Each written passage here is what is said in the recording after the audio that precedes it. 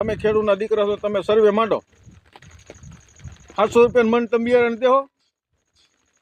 જો ને 700 રૂપિયા મણ બિયારણ. નમસ્કાર મિત્રો, મારું નામ છે અનિલ રાદડિયા. સાવરકુંડલા તાલુકાના ગામડાઓમાં વરસાદ પડવાથી ખેડૂતોને બહુ નુકસાન થયું છે. આમ તો ઘણી બધી જગ્યાએ વરસાદ પડ્યો એટલે બધી ખેડૂતોને બહુ નુકસાન જ છે. મગફળી બહુ બધાને પલળી ગઈ છે.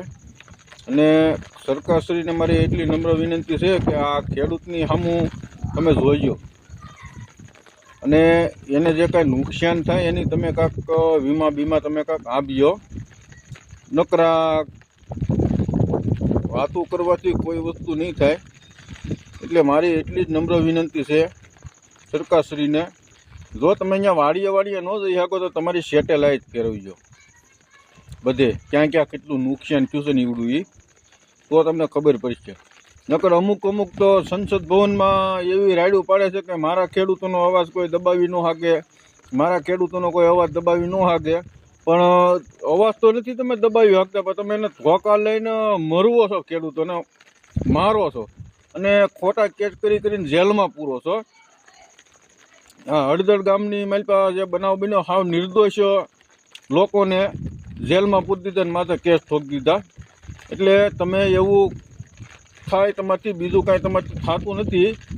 કારણ કે તમે હરુભરું આવો તો હરુભરી તમારું કાંઈ હાલે એમ નથી. હરુભરું આવો એટલે તમે માર ખાઈને જાઓ, એ તમારે કાંઈ ઘટે જ નહીં. એટલે તમે પોલીસ પ્રશાસનને આગળ કરો છો અને પોલીસમાં તમે નિર્દોષ ખેડૂતોને તમે મરવો છો. એટલે એ તમારી ઓકાત બારી વાત કહેવાય, તમારી ઓકાત ન કહેવાય. એટલે મારું તો એટલું જ કહેવું છે કે તમે ખેડૂતના દીકરાને કોઈકને કાંઈક શું હોય એ માંડ કરીને ટાણે તમે મગફળીના ભાવ 700-800 રૂપિયા તમે આપો. વિચાર કરો તમે ને. હવે તમે ખેડૂતના દીકરા છો, તમે એમ કહો છો કે અમે ખેડૂતના દીકરા છો. તમે ખેડૂતના દીકરા છો, તમે સર્વે માંડો. 700 રૂપિયા મણ તમે બિયારણ દેહો. જો ને 700 રૂપિયા મણ બિયારણ અને 500 રૂપિયા મણ માંડવી લ્યો તમે તારે.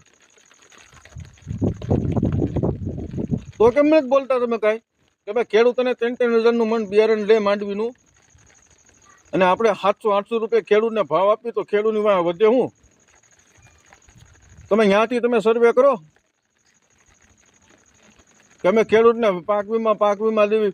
અને અમુક કેમ કે ખોટા પાક ઓલા જાહેર કરી અને ખોટા પાક વીમા લઈ લે. પણ તમે ખોટા નહીં, તમે હાસાય નથી દેતા. તમે ખોટા તો ક્યાંથી ગયો? તમે હાસાય કોઈને પાક વીમા તમે આપ્યા?